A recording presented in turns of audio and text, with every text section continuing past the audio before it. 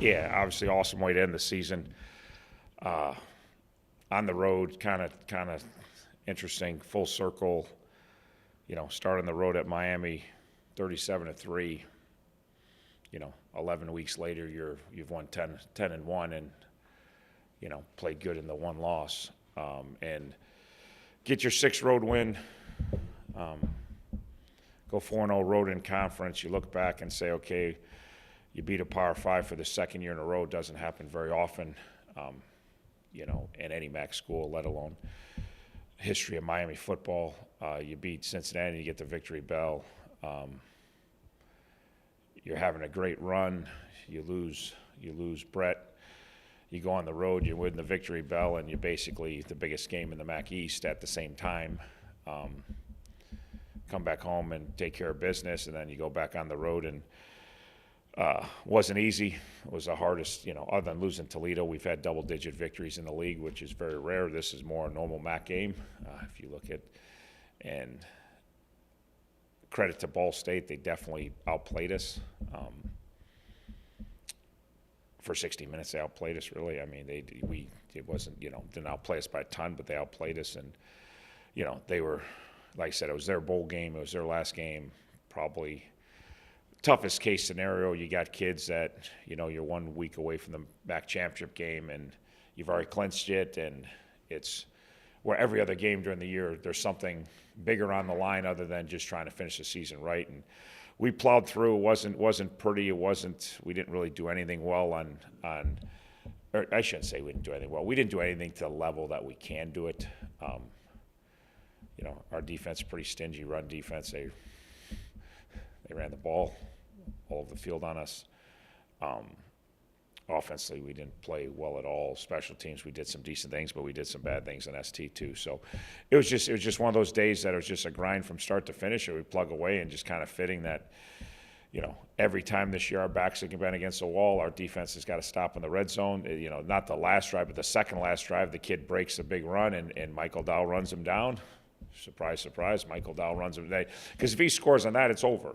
Most likely it's not over, but then we get a stop. If they punch it in there, they have a lead. We hold them to a field goal. Again, how many times has that happened during the year?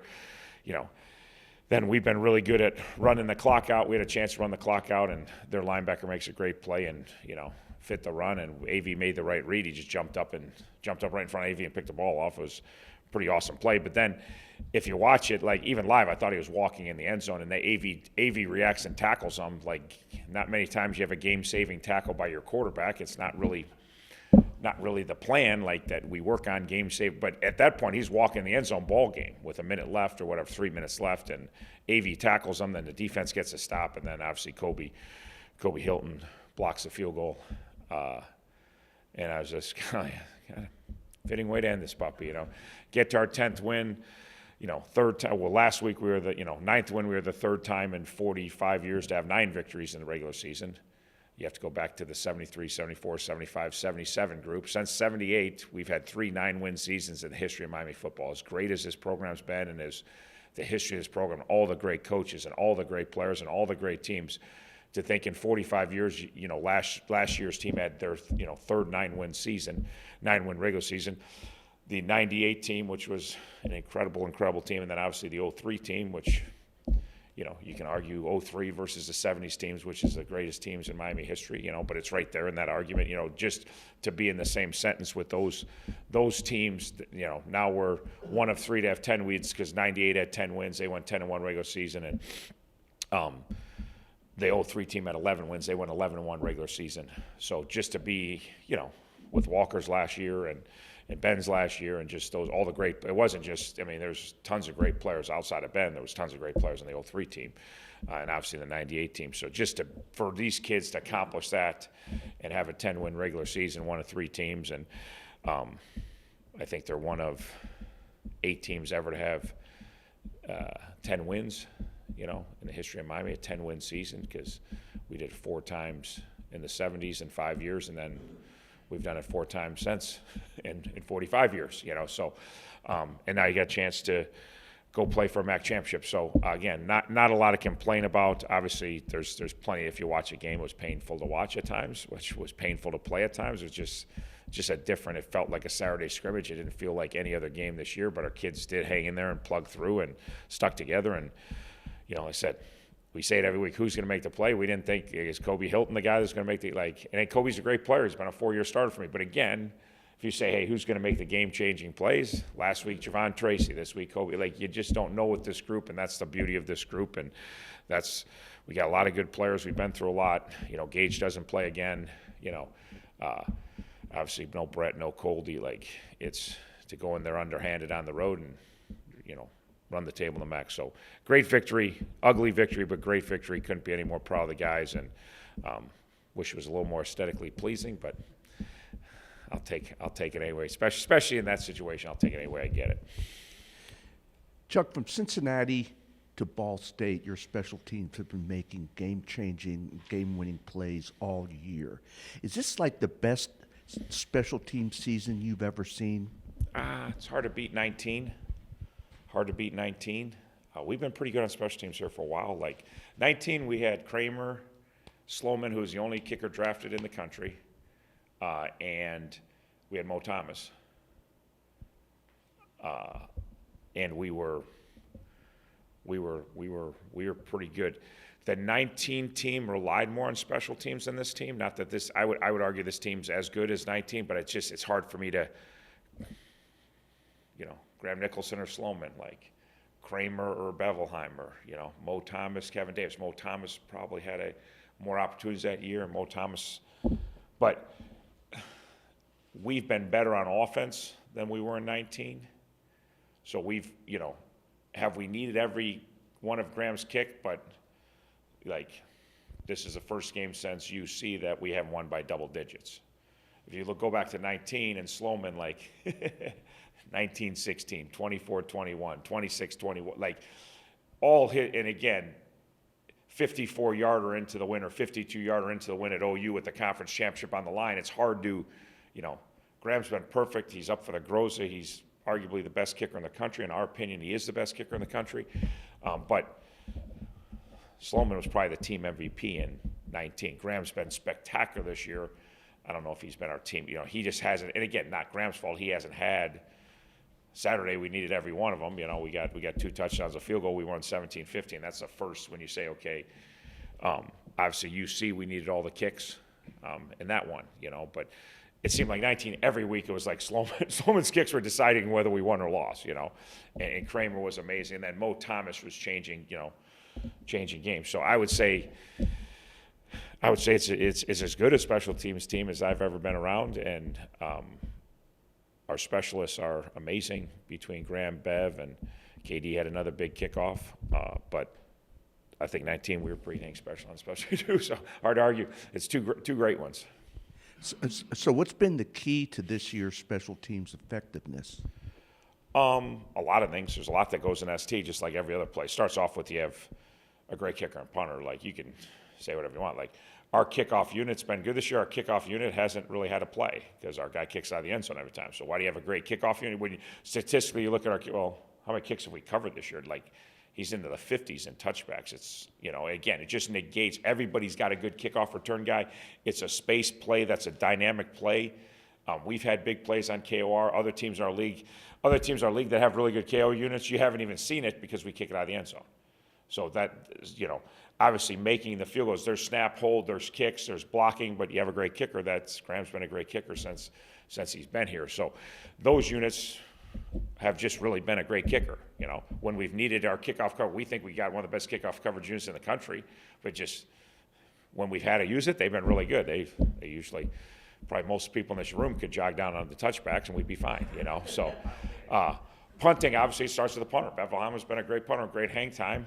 And everybody attacks and rushes punts. So structurally, we've been really sound in our punt protection. A lot of punt protection is players, but a lot of it is making sure. Everybody does so many different things now with punt rush to try to get at punters. And every week is a new challenge to be structurally sound because you don't see the same stuff. So we've been really structurally sound. Jay Bro's done a good job of keeping no matter what anybody's done, we've kept guys away from Bev. And again, you got a good punter and you let it be nice and free, he's going to do what he does. And then obviously our coverage has been great. And part of the coverage being great is Bev's kicked it with great hang time, but also our coverage units, our gunners have been really good. Punt return starts with Cade, right? I mean, Cade's been dynamic, but probably a punt return unit's been the best team unit in my mind as far as returns. We've had a lot of good blocks on Cade's returns, a lot of good holdups on Cade's returns. That's been a unit that, again, we've got a lot of good linebackers that play on these teams that do a really good job. Not just linebackers, but we have great depth at linebacker, but we've punt return really from OU on's been a pretty good weapon for us. And obviously the OU game, like we saw it, who steps up, like OU is probably the biggest unit, The negative of the punt return unit, we've got 2 punts faked on us. That's been really not good. So we've had 5 punts tried on us, which is amazing. Like I said, I probably went a decade in my coach career, no one faked a punt on me. I've had 5 in one season. So it's been getting 2 faked, and obviously the Cincinnati one was a disaster. The Akron one didn't turn out to be a disaster. Buffalo one, what Buffalo I think it was. Like, those are bad plays. But our punt return unit's been more of a team unit than more of a specialist unit. And so, again, we have really good personnel. If you have a really good defense, you typically are really good on special teams. If you're not good on defense, your special teams, like, some of the teams that don't have as many run and hit guys, they hurt and you can't cover. We have a lot of run hit guys. Structurally, we're really sound in everything we do. All right, we're really prepared. Our kids do what Coach Bernowski and the special team staff teaches them every week. They're very diligent. They're very disciplined. They do exactly what's coached. All right, so that's the coaching part of it. Structurally sound is the coaching part.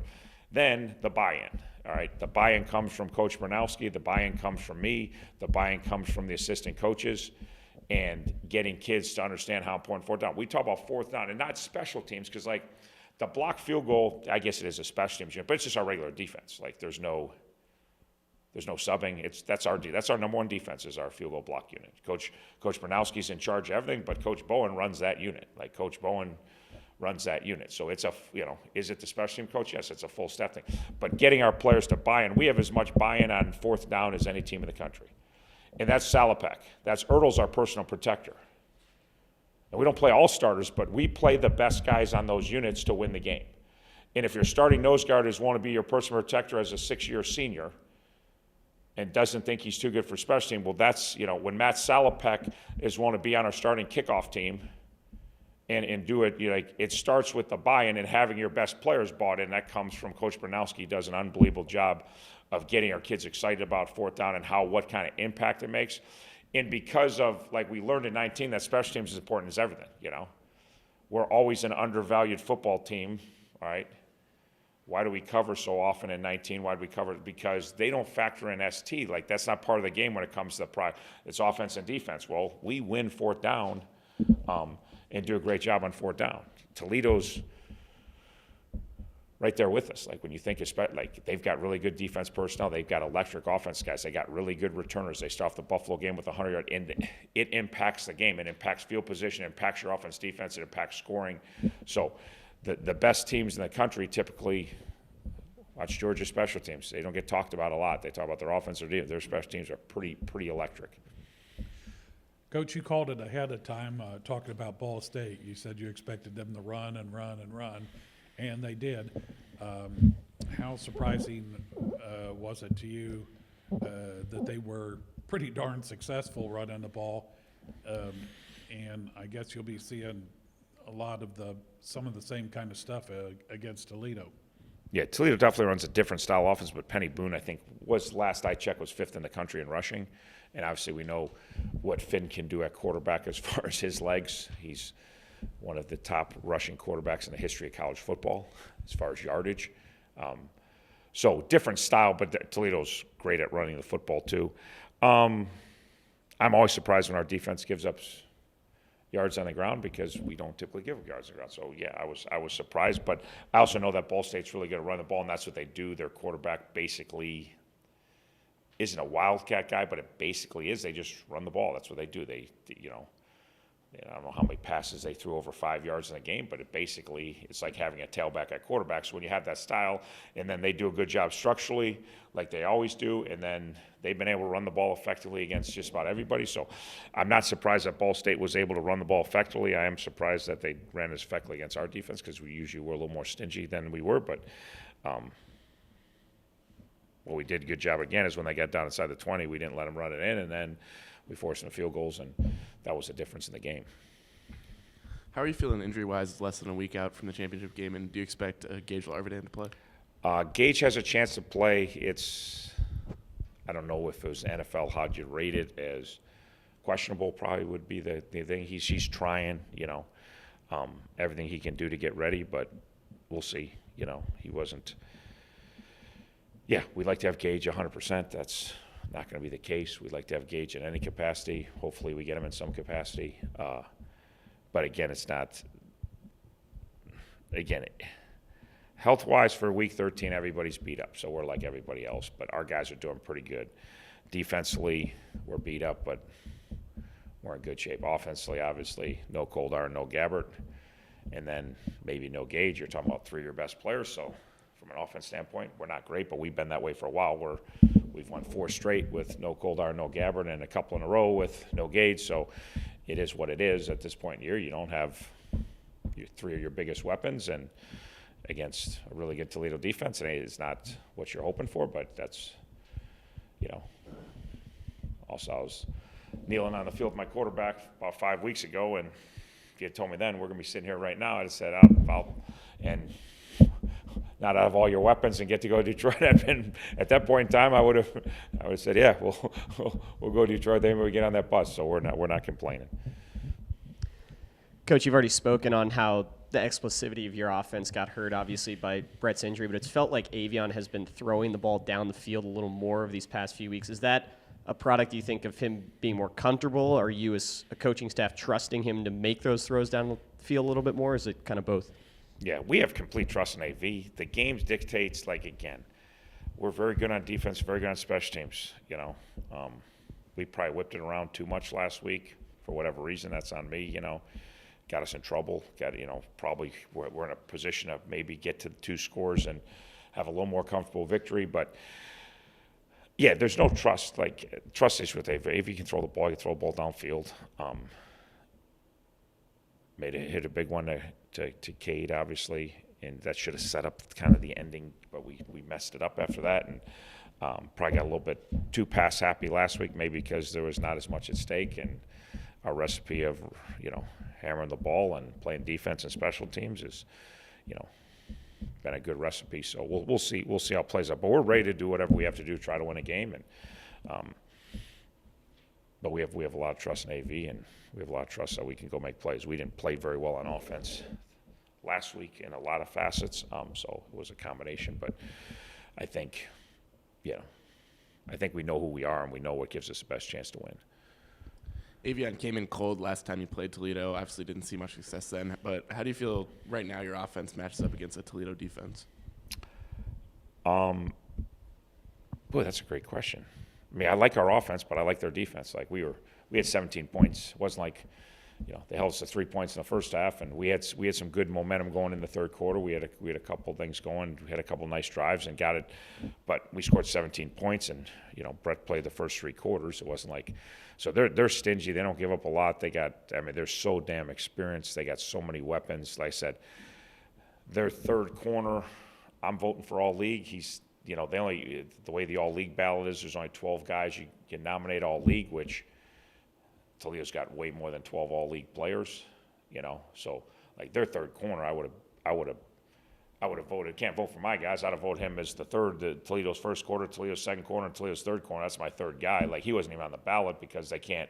They got 12 of their 22 starters, let alone putting backups in. But he plays nickel, and he plays dime, and he plays a ton, and so they've got really good players, and they're really experienced. They really know what they're doing. They're much that's structurally the same as our defense, but they're much like our defenses. They're very simple, they're very sound, and they have really good players, and they know exactly what you're doing, and they know your tendencies, and they go play, and they run and hit, and they cover, and They don't have any weaknesses, and just, again, like I said, good players and experience, that's a great combination. We have that on defense. We have really good players over there. We have really good coaches, and we're experienced. Like, our guys understand what we try to do to stop people.